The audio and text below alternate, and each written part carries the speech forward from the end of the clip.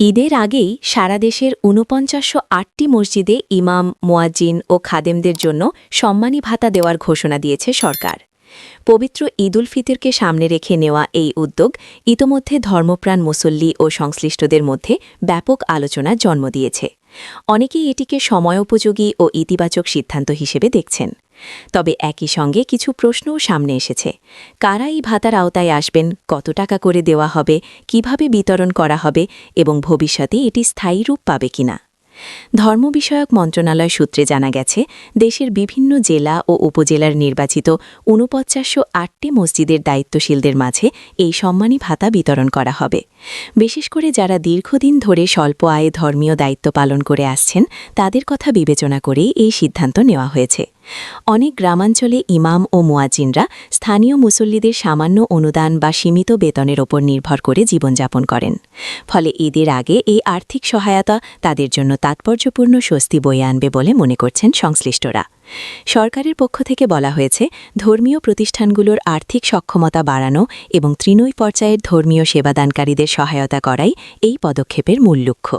সংশ্লিষ্ট কর্মকর্তারা জানিয়েছেন, ভাতার অর্থ সরাসরি ব্যাংক হিসাবের মাধ্যমে অথবা নির্ধারিত প্রশাসনিক প্রক্রিয়ায় পৌঁছে দেওয়া হবে, যাতে স্বচ্ছতা বজায় থাকে এবং কোনো ধরনের অনিয়ম না ঘটে। ধর্ম বিষয়ক মন্ত্রণালয়ের দায়িত্বশীল কর্মকর্তারা আরও জানান, তালিকাভুক্ত মসজিদগুলো যাচাই বাছাইয়ের পর চূড়ান্ত করা হয়েছে।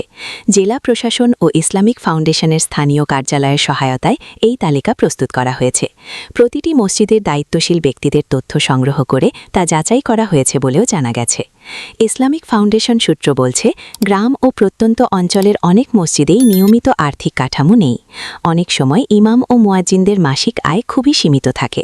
এমন বাস্তবতায় ঈদের আগে সরকার ঘোষিত সম্মানী ভাতা তাদের জন্য বড় ধরনের সহায়তা হিসেবে বিবেচিত হচ্ছে।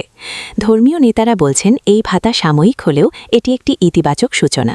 তারা মনে করছেন, ভবিষ্যতে যদি একটি নিয়মিত সম্মানী কাঠামো গড়ে তোলা যায়, তাহলে দেশের হাজার হাজার ধর্মীয় সেবাদানকারী উপকৃত হবেন। এতে ধর্মীয় প্রতিষ্ঠানের কার্যক্রম আরও গতিশীল ও সুশৃঙ্খল হবে। তবে সামাজিক মাধ্যমে ইতোমধ্যেই আলোচনা শুরু হয়েছে, সব মসজিদ কি এই সুবিধা পাচ্ছে নাকি নির্দিষ্ট কিছু মসজিদ। এ বিষয়ে সরকার স্পষ্ট করেছে যে, প্রাথমিকভাবে নির্ধারিত সংখ্যক মসজিদকে অন্তর্ভুক্ত করা হয়েছে। এটি একটি সীমিত পরিসরের উদ্যোগ। ভবিষ্যতে পরিস্থিতি ও বাজেট বিবেচনায় সংখ্যা বাড়ানো হতে পারে।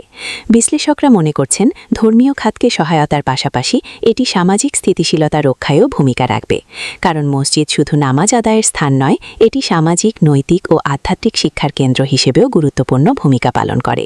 সমাজের নানা সংকটে মানুষ মসজিদ ও ধর্মীয় নেতাদের দিকেই দিক নির্দেশনার জন্য তাকিয়ে থাকে। এছাড়া ঈদের সময় মানুষের ব্যয় বেড়ে যায়। ধর্মীয় দায়িত্বশীলদের ক্ষেত্রেও একই বাস্তবতা প্রযোজ্য। তাই ঈদের আগে এই সম্মানী ভাতা তাদের আর্থিক চাপ কিছুটা কমাতে সহায়তা হবে বলে মনে করা হচ্ছে।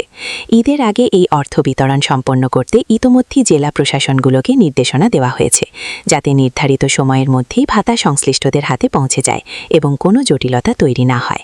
প্রশাসনের পক্ষ থেকে মনিটরিং ব্যবস্থাও জোরদার করা হবে বলে জানা গেছে। ধর্মপ্রাণ মুসল্লিরা আশা করছেন, ভবিষ্যতেও এ ধরনের সহায়তা অব্যাহত থাকবে। বিশেষ করে প্রত্যন্ত অঞ্চলের ছোট ছোট মসজিদগুলো যেন নিয়মিত সরকারি সহায়তার আওতায় আসে, এমন প্রত্যাশা সবার। অনেকেই মনে করছেন, ধর্মীয় প্রতিষ্ঠানের উন্নয়ন মানেই সামাজিক উন্নয়ন। সব মিলিয়ে ঈদের আনন্দঘন মুহূর্তের আগে দেশের ৪৯৮টি মসজিদের দায়িত্বশীলদের জন্য এই সম্মানী ভাতা নিঃসন্দেহে একটি বড় স্বস্তির খবর। এখন দেখার বিষয়, ঘোষণার বাস্তবায়ন কতটা দ্রুত, কার্যকর ও স্বচ্ছভাবে সম্পন্ন হয় এবং ভবিষ্যতে এটি কতটা বিস্তৃত আকার ধারণ করে।